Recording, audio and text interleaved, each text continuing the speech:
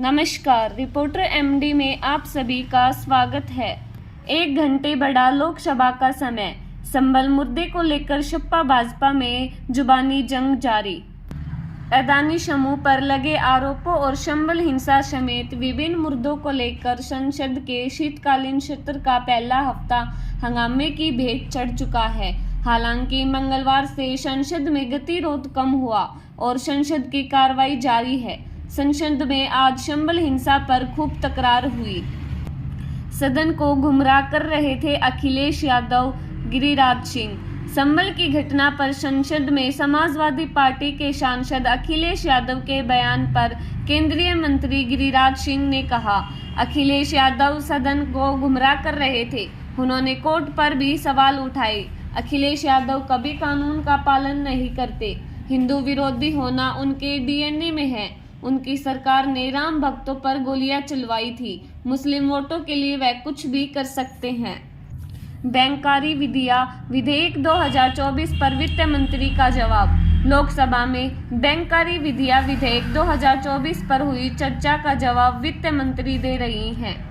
लोकसभा का समय 1 घंटे के लिए बढ़ाया गया। वायु प्रदूषण दिल्ली नहीं उत्तर भारत का मुद्दा है, राघव चड्ढा।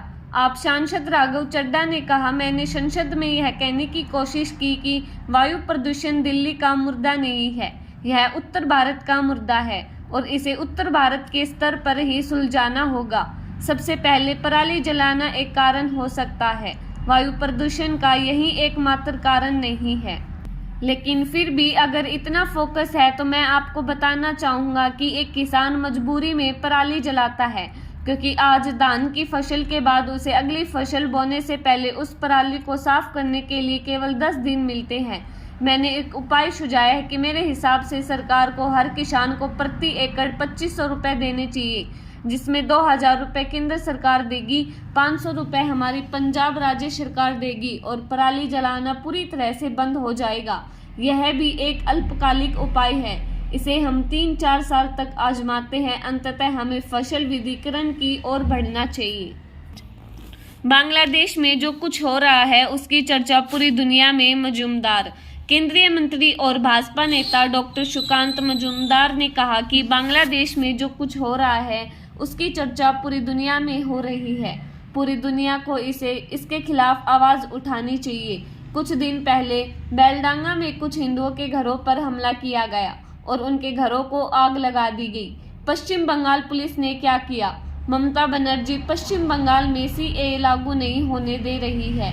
सीएए उन हिंदुओं के लिए है जो पश्चिम बंगाल में आए हैं। आज वह कह रही है कि वहां से हिंदुओं को यहां आना चाहिए। पहले उन्हें राज्य में सीएए लागू करने की अनुमति देनी चाहिए।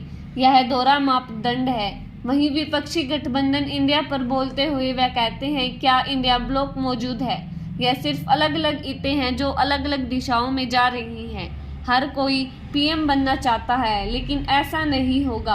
अगले 30 सालों तक पीएम भाजपा से ही होगा।